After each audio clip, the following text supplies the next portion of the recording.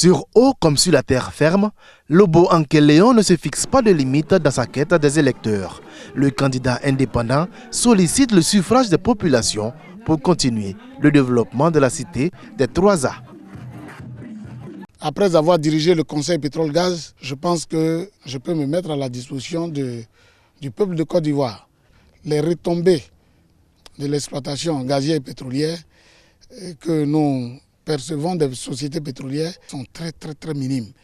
Et notre souhait, c'est de faire en sorte qu'une loi puisse être votée pour que toutes les régions dans lesquelles des exploitations se font puissent en bénéficier.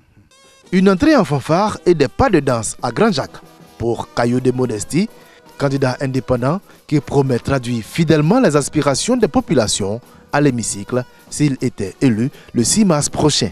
Quand les parents vous envoient, il faut savoir vous envoyer. Aujourd'hui, c'est d'aller voter les lois, prendre les informations vraies, venir leur donner.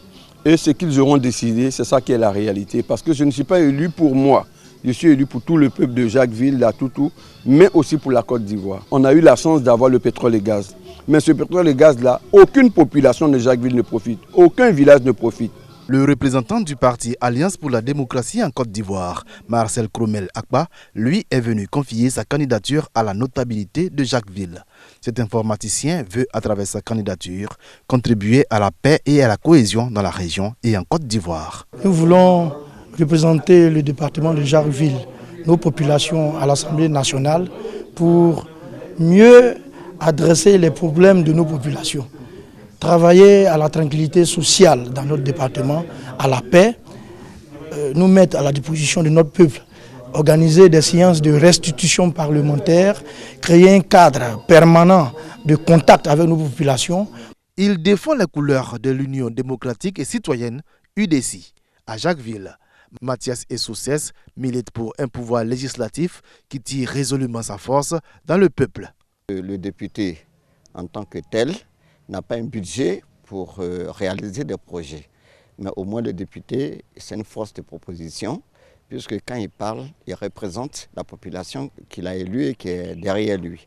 Donc nous avons des propositions que nous allons faire pour le bien de notre région au niveau de l'Assemblée nationale, qui peut être prises en compte donc, par le gouvernement. Pour Guipen Adjoussou, le chemin qui mène au siège de député de Jacquesville passe par les femmes du grand marché de cette localité. Mon projet est porté beaucoup sur les femmes.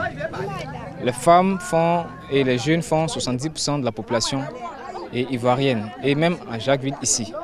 Et je vois que ce genre n'est pas beaucoup représenté au niveau du gouvernement, au niveau de l'Assemblée. Voilà pourquoi je suis venu croiser les femmes pour leur expliquer le bien fondé de ma candidature et mettre les moyens à leur disposition. À Jacquesville, ce sont 22 000 électeurs qui sont convoqués aux urnes le 6 mars prochain pour choisir l'unique représentant de cette circonscription à l'hémicycle.